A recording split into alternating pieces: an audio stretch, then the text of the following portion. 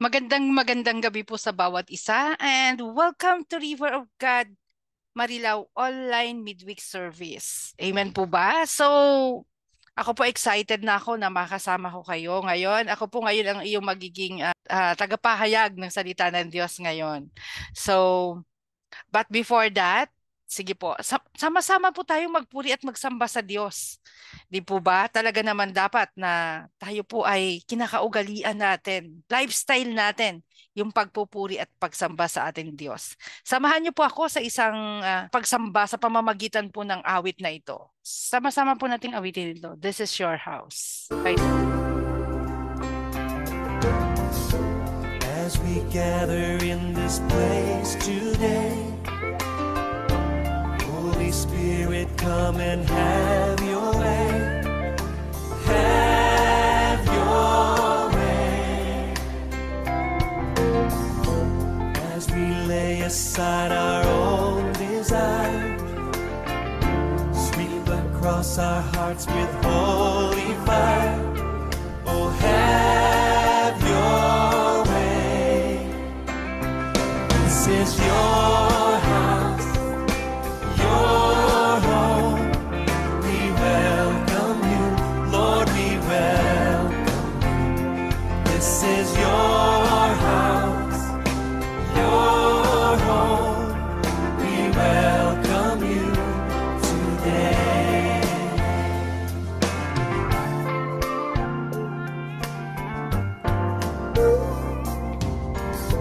As we offer up our hearts and lives, let them be a living sacrifice.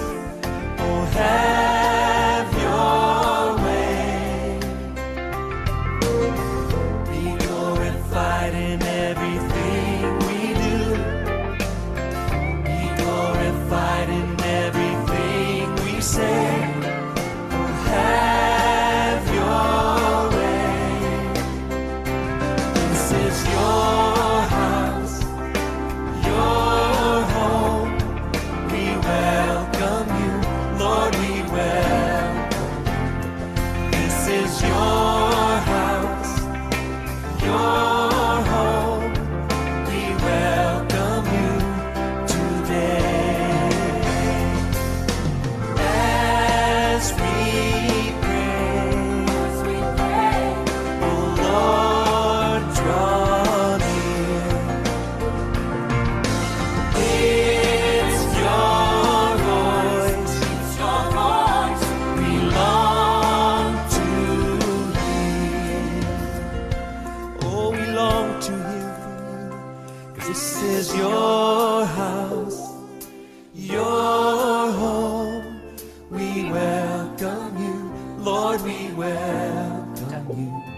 This is your house, your home.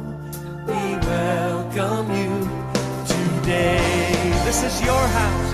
This is your house, your home. We welcome you, Lord, we welcome you. This is your house, your home. We welcome you today. We welcome you today. Yes, we do. We welcome you today.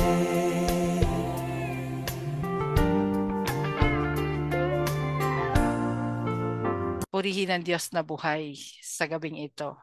Nawa na pagpala po tayo lahat sa awitin na yon at makita po natin kung ano dapat ang ginagawa sa tahanan ng Diyos. Ito ay tahanan ng Diyos. Naniniwala po ba kayo na tayo mismo ay tahanan ng Diyos? We are the temple of the Holy Spirit. So, actually dyan po mag-evolve ang ating pag-aaralan. So, napakabuti po ng Diyos. Amen po ba? Sige po, samahan niyo po ako sa isang pag-aaral ngayong gabi.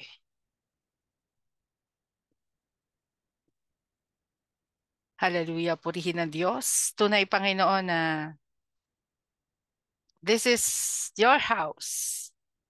And this online platform, Panginoon, wherein kung saan kami, Panginoon, sama-samang makikinig ng iyong salita, Panginoon, manunood ng pahayag na ito, Panginoon, O God, ng online midweek service.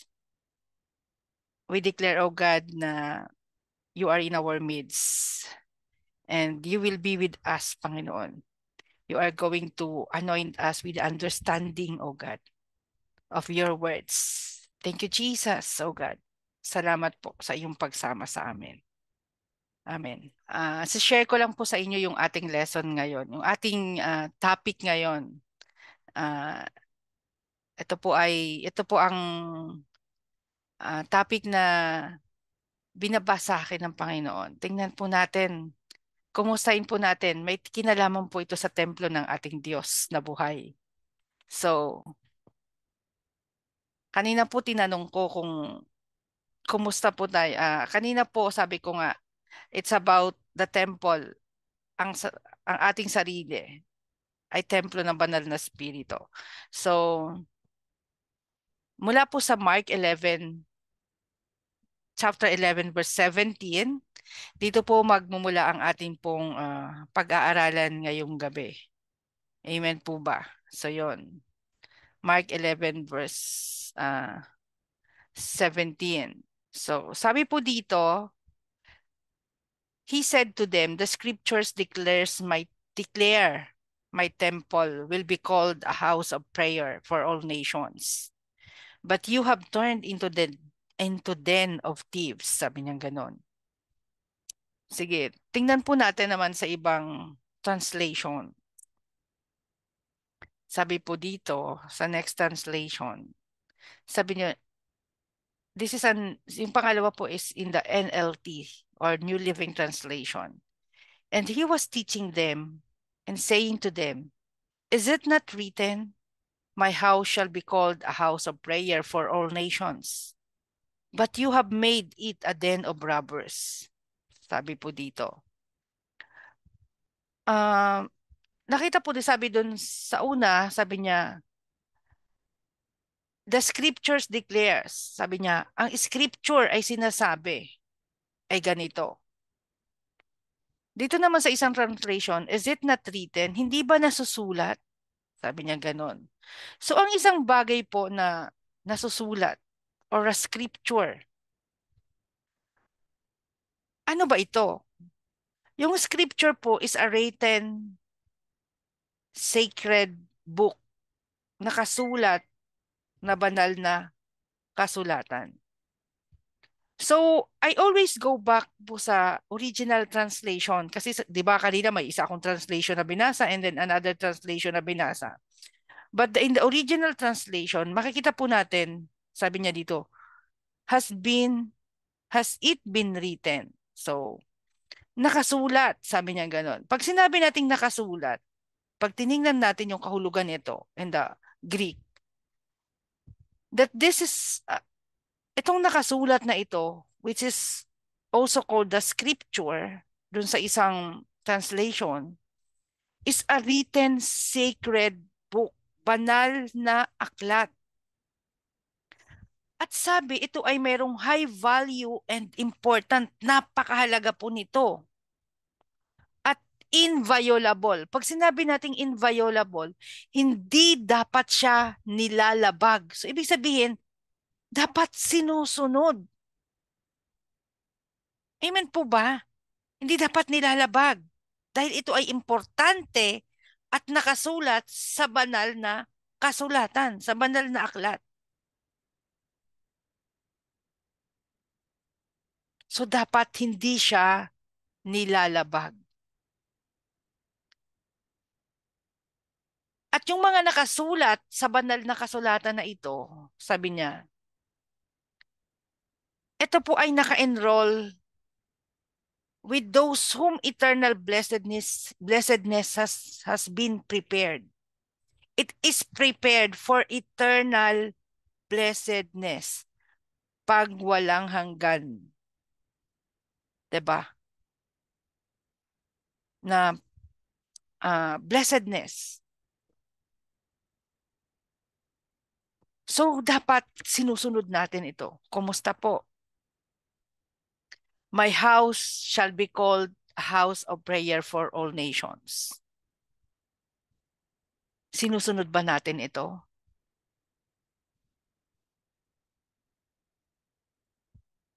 Ito pong teksto na ito,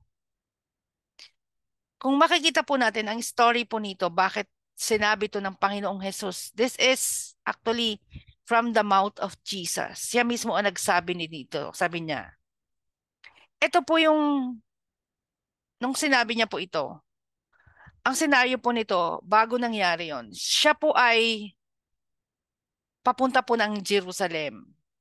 Tapos, nakasakay po siya sa isang asno or donkey. Dahil inaabangan siya ng mga tao dahil alam nila, paparating na yung hari na magtatayo ng kaharian. So, inisip ng mga tao, yung kingdom here on earth na magiging hari. So, yung mga tao during that time, ayun, nagsisigawan sila ng papuri sa Diyos, 'di ba? Hosana, Hosana. Eh yung ano niyan eh, triumphant entry. Yan po yung time na yan. Nagsisigawan sila ng Hosana, Hosana.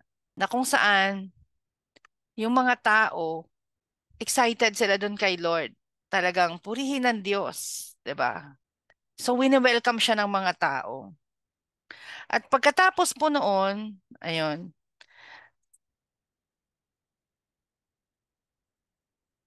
diretso ko na po no. Actually may isang scenario pa diyan about dun sa fig tree. Pero diretso ko na sa senaryo na kung saan pumunta siya doon sa templo ng Diyos. Kinabukasan, pumunta siya doon sa templo ng Diyos. Pagkakita niya doon sa templo ng Diyos, ang nangyari sa templo ng Diyos, pagpasok niya, sabi na dito, pinagtabuyan niya yung mga nagbebenta at namimili doon. At pinagtataob niya yung mga mesa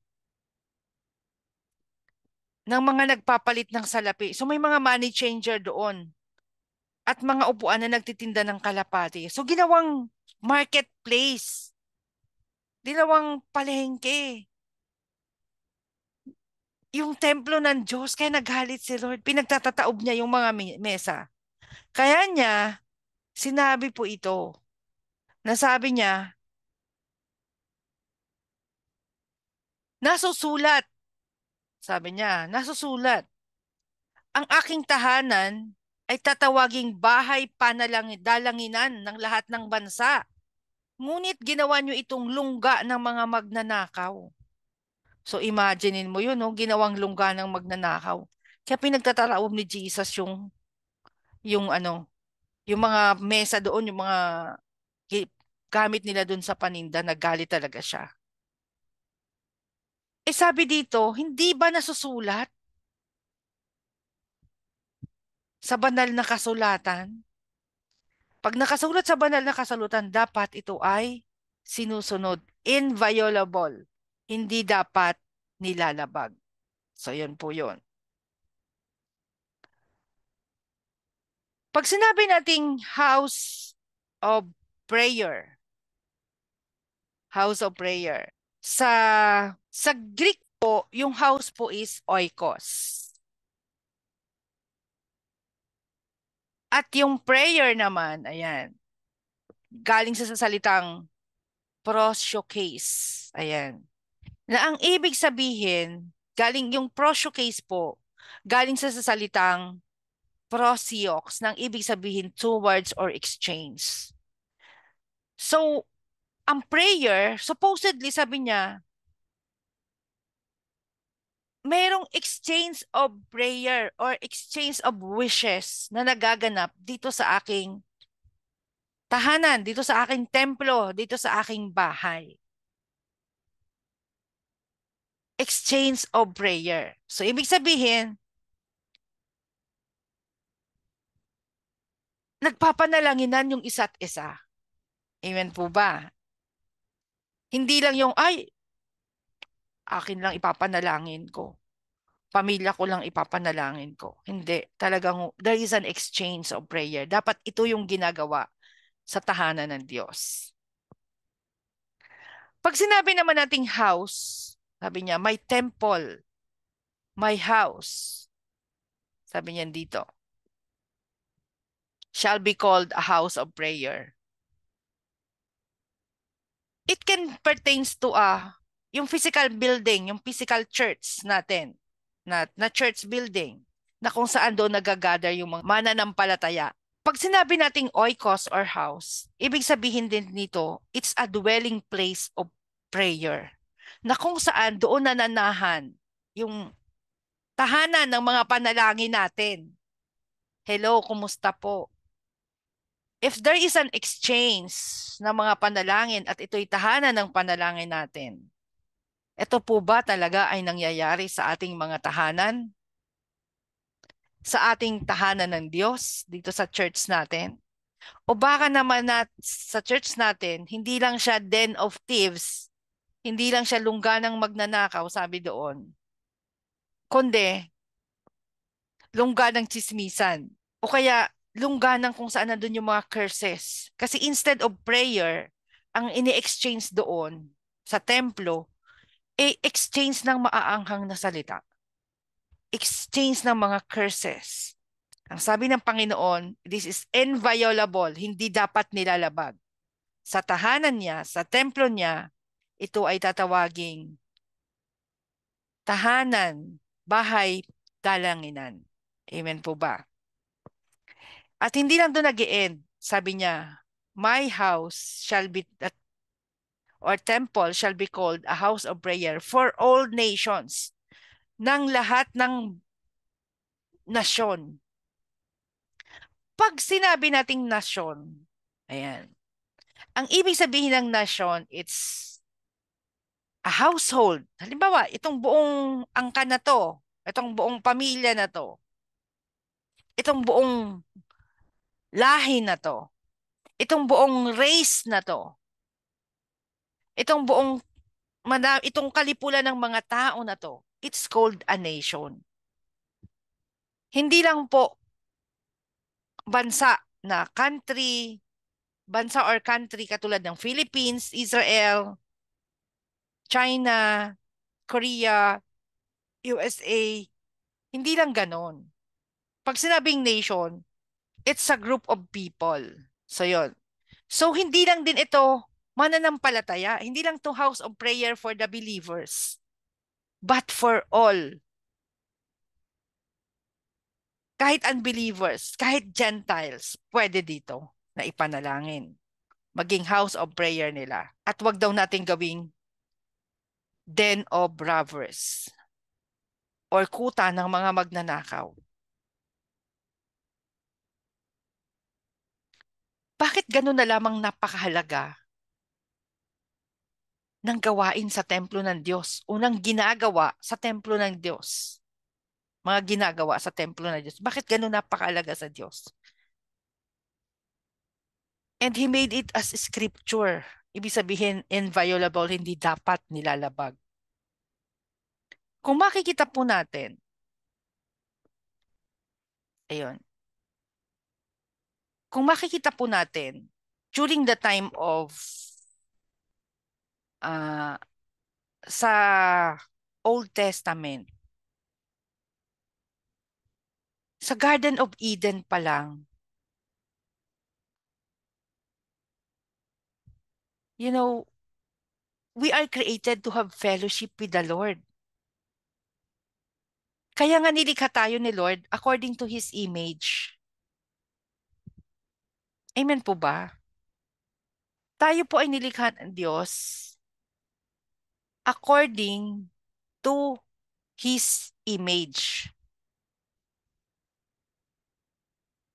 So sobrang mahalaga sa Diyos yung pakikipag-usap natin sa Kanya, pakikipag-fellowship natin sa Kanya, pag-worship natin sa Diyos, napakahalaga sa Kanya.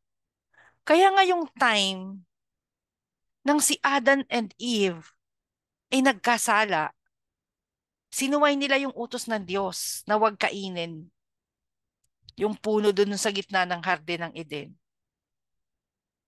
Ang Diyos mismo bumaba doon sa garden. Sabi dito, and they heard the sound of the Lord God walking in the garden in the cool of the day. Bumaba siya doon at naglakad siya doon sa garden. Anong ginawa ni Adam and Eve? Sila po ay nagtago. Sabi niya, and Adam and his wife hid themselves from the presence of the Lord among the trees of the garden. Nagtago sila. Kasi nga po, hindi nila maano yung presensya ng Panginoon. Yung kabanalan ng presensya ng Panginoon. So dapat, this place of God, ang templo ng Diyos, nananatiling banal.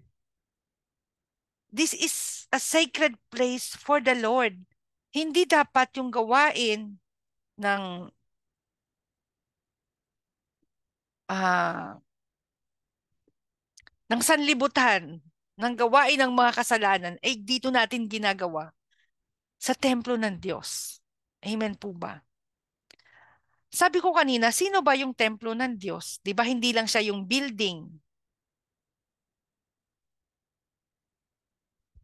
Kasi sa New Testament, tayo mismo na mananampalataya, we are the temple of the Holy Spirit. Amen po ba? Tayo po ay templo ng banal na spirito. If we are the temple of the Holy Spirit, ano yung dapat na lumalabas sa templo, ginagawa sa templo ng banal na spirito? Ano yung dapat na lumalabas dito? Eh sabi ng Diyos, kinakailangan house of prayer. Ito bang templo natin? Ang lumalabas ba sa mga bibig natin as temple of the Holy Spirit? Eh yun bang panalangin makadiyos o mga salita na nakakasakit ng damdamin? Mga salita na hindi katanggap-tanggap sa Diyos. Mga salita, mga reklamo.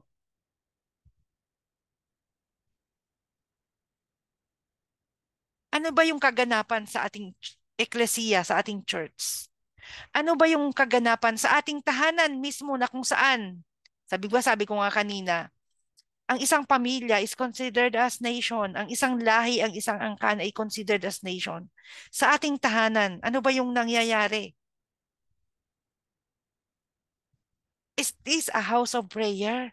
O baka naman reklamuhan, batuhan dito, batuhan doon.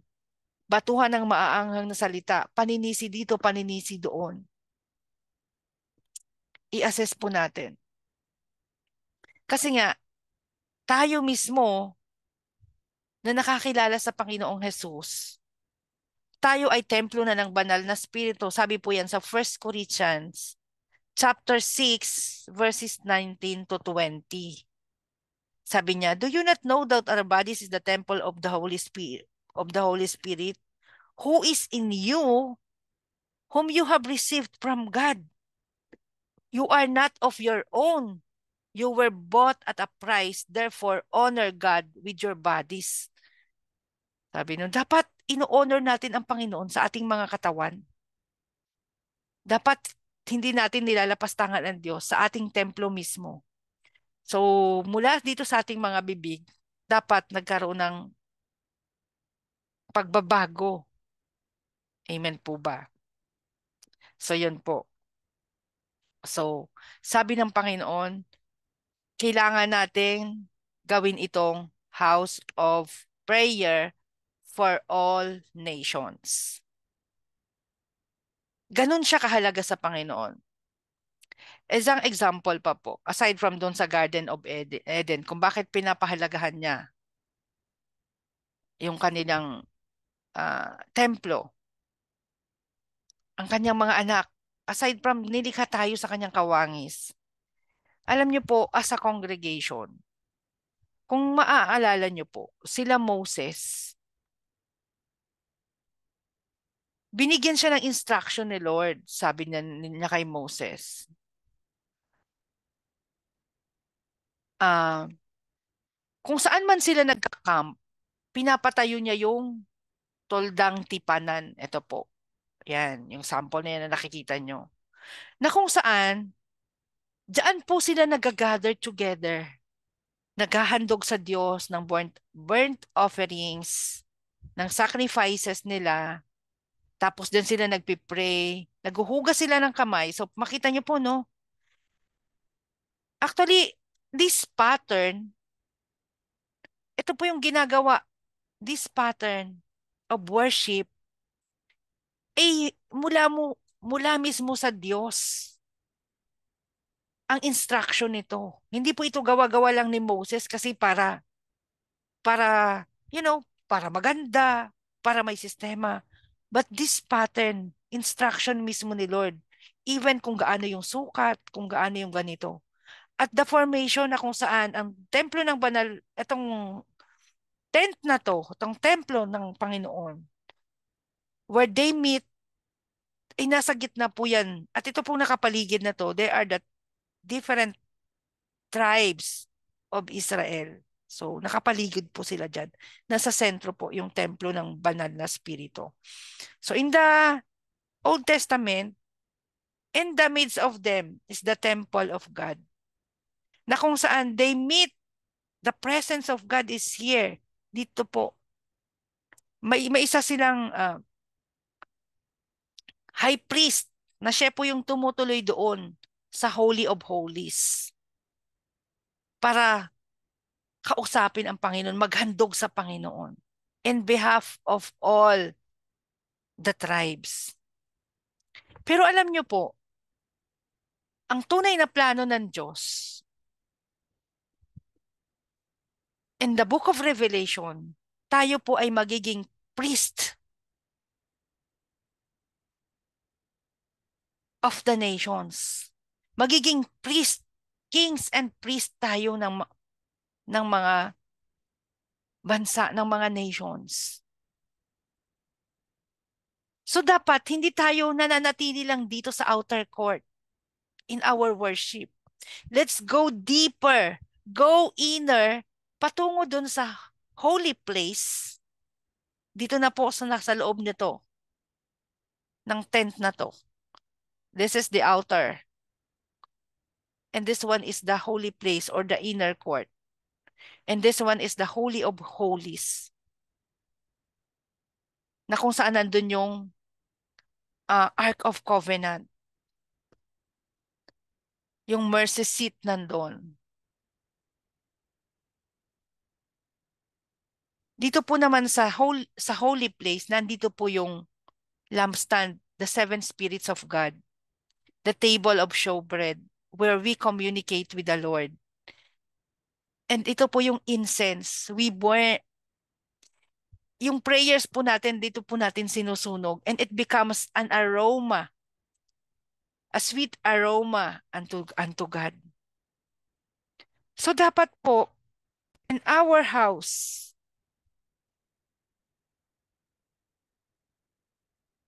yung prayers natin,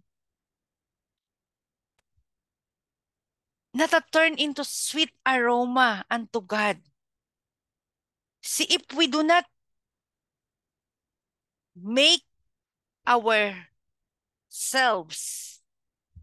if we do not make the temple or the house of God, a house of prayer, ano yung sweet aroma na makakarating dun sa Panginoon, na maaamoy niya para mapuno ng galak ang Diyos at ibaba sa atin.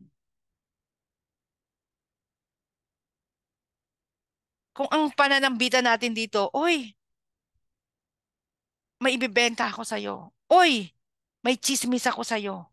Oy, alam mo ba si ganito? O kaya, ano ba naman yan? Puro reklamo. Sa tingin mo, may sweet aroma na ibababa, aakyat dun sa trono at magpapagalak sa Diyos at ibababa sa atin yung kagalakan na yun sa Diyos. Kung puro reklamo, puro chismes, yung ayaw ng Diyos, yun yung ginagawa natin. Alam niyo po, sige, dalhin ko ulit kayo sa isa pa. Sa Isaiah 56 verse 7. Ayun. Ano po ang meron doon? Isaiah 56 verse 7. Sabi po doon, I will bring them to my holy mountain of Jerusalem. Dadalhin daw tayo ng Diyos sa kanyang holy mountain.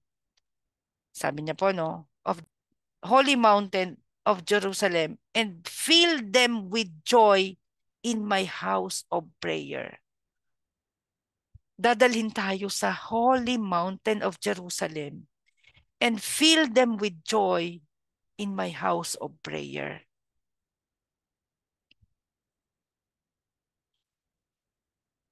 Kung hindi tayo nakikipag-usap sa Diyos, kung wala tayo dun sa house of prayer, paano natin mararanasan yung kagalakan? Sige nga, kapatid, sabihin mo nga sa kapatid, baka kaya hindi mo nararanasan yung kagalakan kasi yung templo mo hindi house of prayer. Baka kung ano yung lumalabas sa bibig natin.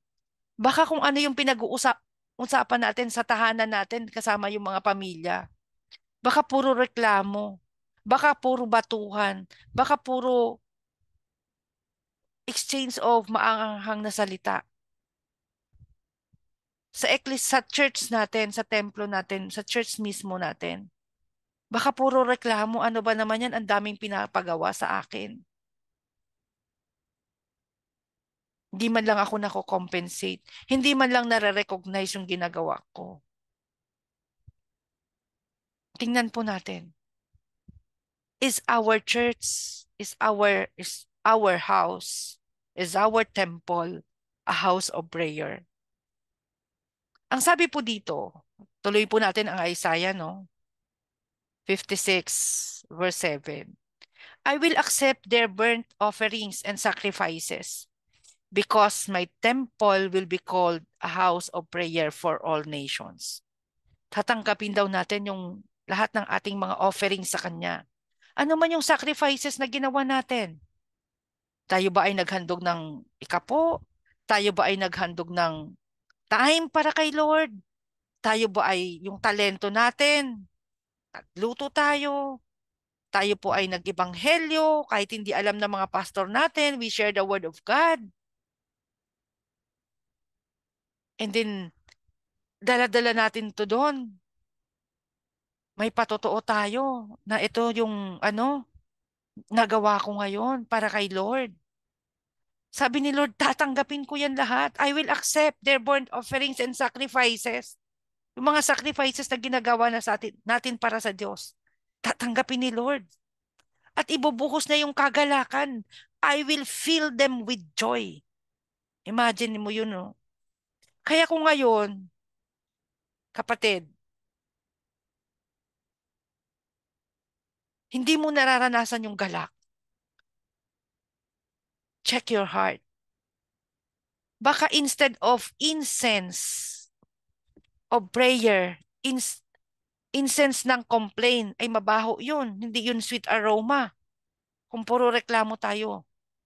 Reklamo sa asawa, reklamo sa anak, reklamo sa bahay. Alam mo yun? Reklamo kay kapatid na ganito, reklamo sa pastor natin, reklamo sa, ay mo kani-kanino na lang. Check our heart. Ano ba yung ginagawa ko sa templo ko? Ano ba yung lumalabas sa bibig ng templo ko?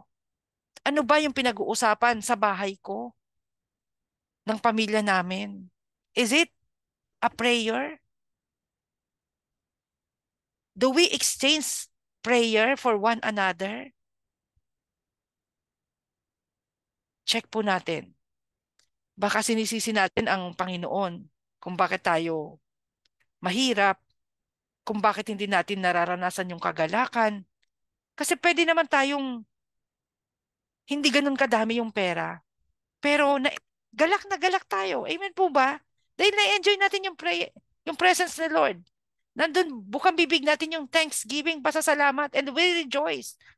Eh ano ngayon kung tuyo yung ulam dyan? Thank you, Lord. Eh ano ngayon kung ano yung ulam ko sa tanghali, yun din ang ulam ko sa hapunan? Praise the Lord. Thank you, Lord. Eh ano ngayon kung nagkape lang ako sa umaga, tapos ang kain ko lang hapunan at saka tanghalian at saka hapunan? Praise the Lord. Naalala ko kanina, 'di ba kung si Hagar nga, yung anak niya, nakakita lang siya ng balon, pinaliwanag ng Diyos yung paningin niya. Nakakita siya ng balon. Kumbaga laking pag-asa na yung naramdaman niya. Yung pananampalataya niya sa Diyos, talagang na-open. At yung pangako ng Diyos, tapat ang Diyos eh, nagagawing isang bansa ang lahi ni Ismael. Natupad. Sa atin, yung pangako ng Diyos sa iyo, mananatili yon. Pero may dalawang klase ang pangako ng Diyos. May isa talagang pangako niya, natutuparin niya. At may isang conditional, na may isang walang kondisyon. Kahit anong mangyari, tutuparin ng Diyos sa iyo yun. At may isang pangako ang Diyos na conditional. Depende yun sa magiging response natin. Ang sabi ng Diyos, if you obey my words, blessings, di ba? I will pour out my blessings. But if you disobey my words, curse will follow. This is written. Sabi ni Lord, hindi ba nasusulat? My house is a house of prayer for all nations. Ano ang ginagawa natin ngayon sa tahanan ng Diyos, sa templo ng Diyos? Kapatid, sa templo ng Diyos, sa iyong katawan, anong ginagawa mo? Anong ginagawa ng bibig mo? Anong ginagawa nyo sa bahay nyo? Meron ba kayong prayer altar wherein you pray together as one family? Sa church natin, we are so blessed. Hindi man tayo, tuwing linggo man lang tayo nakakarating doon at tuwing feeding sa church. But in online prayer, through messenger, ang dami nating gawain. Every day, sa umaga, sa gabi. Try to join. Kung hindi ka pwede sa umaga, you join sa gabi. And in your own personal, make your temple a house of prayer. Pinagpalang gabi po. Pinagpalang gabi sa bawat isa. Amen.